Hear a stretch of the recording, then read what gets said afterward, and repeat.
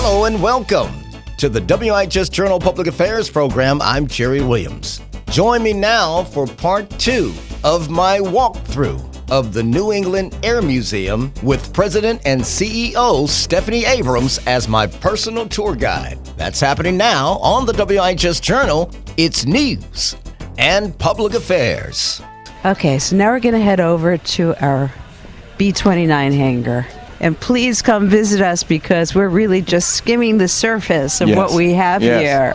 This is one of our restoration volunteers. First name is Jim, last name is Bennett. And Jim Bennett, how long have you been at the museum? Since 2015. And what do you love about restoring aircraft? I get dirty. Keeping history alive. That's 8 years right there, the CBY-3. And you look at the blimp car, that's 20 years. 20 years? 20 years, and that was in horrible shape for when they started. Yeah. Didn't pay much attention to the inside, did you? No, it took 6 months to clean this out, though. But the inside of the control car, every detail. Right, it's not television, so you can't see, but every detail. Period, correct. Thank you so much. You're welcome. Have a good day. You too. Rick Cleary is our Vice President of Development. He got a wonderful grant. And so we're putting in 3 simulators here that are appropriate for children to fly. Nice. And a wall that will show them how airflow works. Okay, this is the B-29 hangar. Wow. So first let me show you the B-29 and I'll let you describe it. It's huge. Big, huge silver, clean looking, restored very well. It's got cartoon figures on the side of it. They're fixing this broken down something. One guy, there's like 1, 2, 3, 4, 5, 6, 7, 8, 9 cartoon figures all working around this car. And it says Jack's Hack on the side of this big silver plane. So all the aircraft have nose art. Nose art, that's what it's called. Yeah. Now, if you look at the front of this is going to look a little familiar to you. George Lucas borrowed the front of this aircraft for the Millennium Falcon. That's what you saw, Chewbacca. Oh, yes. Right? So we're going a little out of sequence here, but this is a P-17 Stearman, which we own. And this is the original, the Tuskegee Airmen, many of them trained in this aircraft. Wow. So I'm going to take you around to the Tuskegee exhibit. This is also a little trainer that it's in the videos. Oh my goodness, look at that little thing. And this was the crew of Jack's Hack. You can see how young they are. Jack's Hack. So this is the 58th Memorial Bomb Wing Memorial. And so it honors the people who fought in World War II. Okay, this is our Tuskegee exhibit. And so this is the entrance to the theater. And I'm pointing out. So we're looking at a photograph at the outside, and 1, 2, 3, back, that's Harry Stewart. He was here for the opening and for our fundraiser before. He's now 100. Sharp. And we had dinner the night before, and I brought up the James Webb Telescope, and Harry started talking about quantum physics. Asked me how my dog Sammy is, remembered his name, and I hadn't seen him in a year. He won the first Top Gun competition. Did it? It was called the Gunnery back then. So we had 2 airmen here who won the first Top Gun competition. Wow. The skill with which they flew. Right. So this is the theater. So this theater has the main video, which gives you an overview. How long is the video? This one is close to 12 minutes. Okay.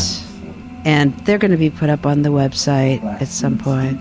It's a very emotional film. Yeah. Again, inspirational, poignant, and sometimes heartbreaking.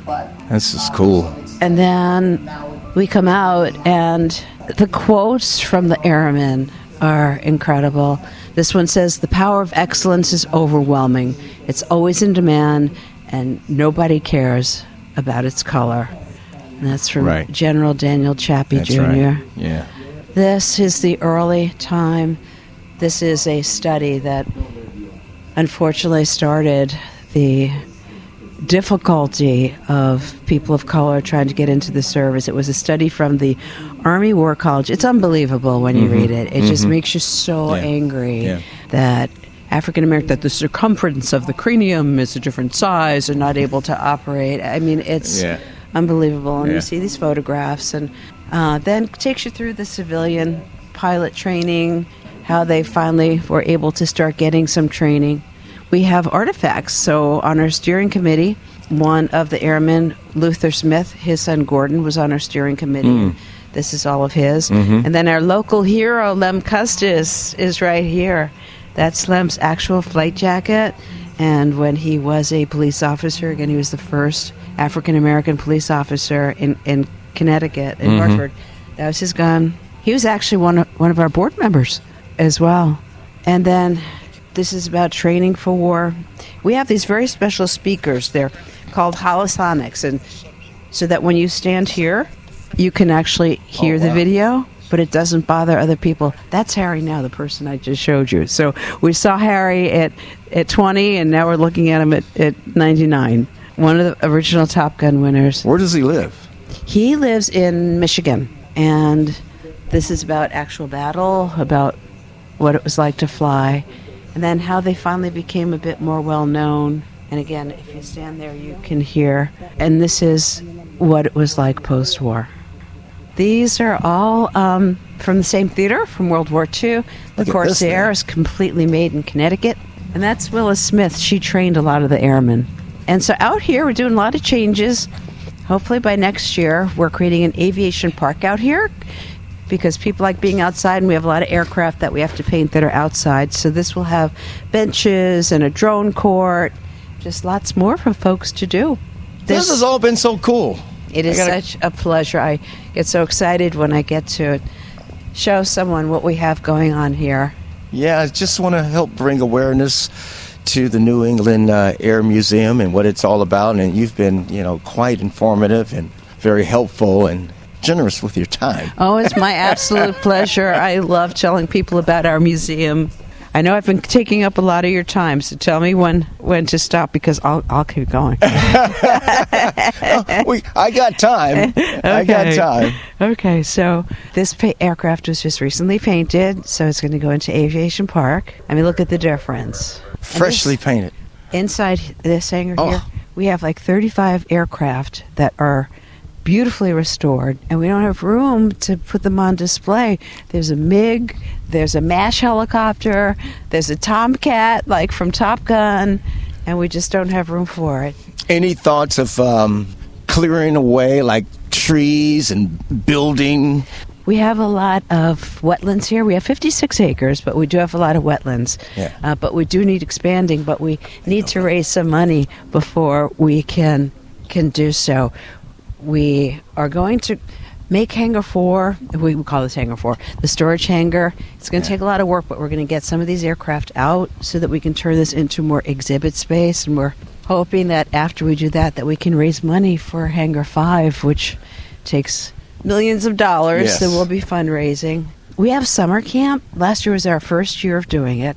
And the kids get to come back here, and this is another simulator. That's the MASH helicopter. Wow. Tomcat is back there. There are World War I aircraft in here. It's unbelievable.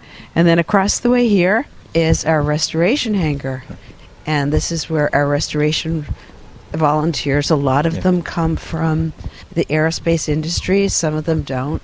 But they take all of these broken down aircraft, turn them into beautiful aircraft. Yes. We're outside. I know, 2 microphones. This is our restoration hangar. Incredible. They're all having lunch right now. Yeah. Special crew. Yep. And they're looking at us like, what in the world's going on over there with Stephanie? What is this? There's 2 microphones and this guy here that we've never seen before. They're very friendly, but they will never let you go if they start talking about aircraft. And that's our museum. And Nice. I'm so thrilled that you came to spend some time with us today. Well, it was on my heart to come, and I saw that they had you, and I was like, she's new.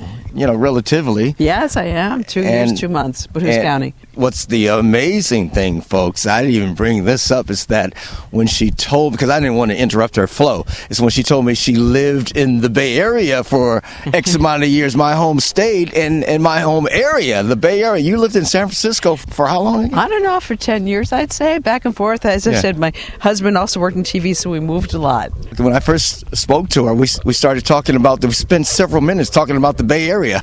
Yes, about favorite music places. You even sang to me. I did. When the lights when the go lights go down in the city. Yeah, he can sing. I can't.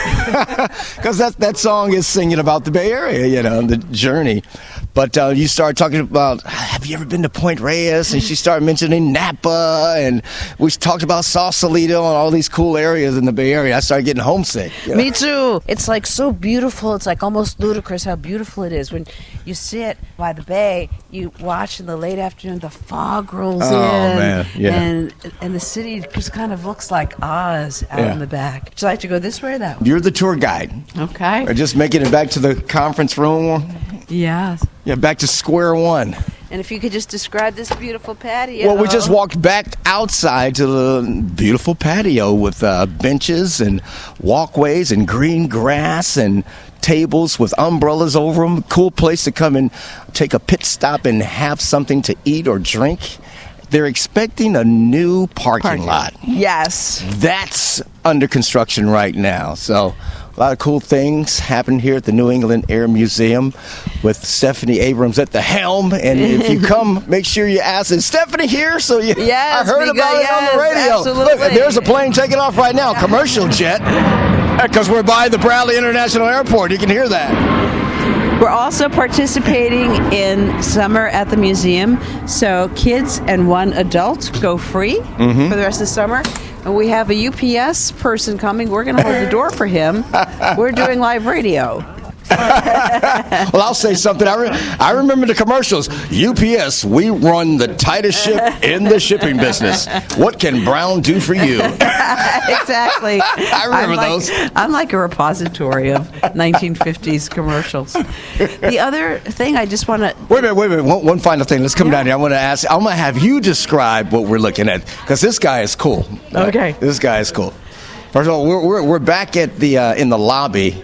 And overhead is all kinds of model planes. It's like, I don't know, just tons of them just dangling from the ceiling. And right now, describe to me, this guy is cool here. What am I looking at right now, Stephanie? So this technically, because I used to cover NASA, is an EMU, which is an extravehicular, it's easy for me to say, mobility. It's a spacesuit. It's a spacesuit. But if you look at this spacesuit, and this was introduced in 1981, so consider it the world's smallest spacecraft, because obviously you can't survive in space unless you're inside that spacesuit. Yes. And compare what this looks like, which looks like you could barely move when you walk in it, to the one that the Dr. Davin Newman from MIT created, which is very form-fitting, so you can actually bend and move and work. Yeah. One of the things I'd love your listeners to know is that we have summer camp, and summer camp is exciting for kids. On Monday, they learn the principles of flight.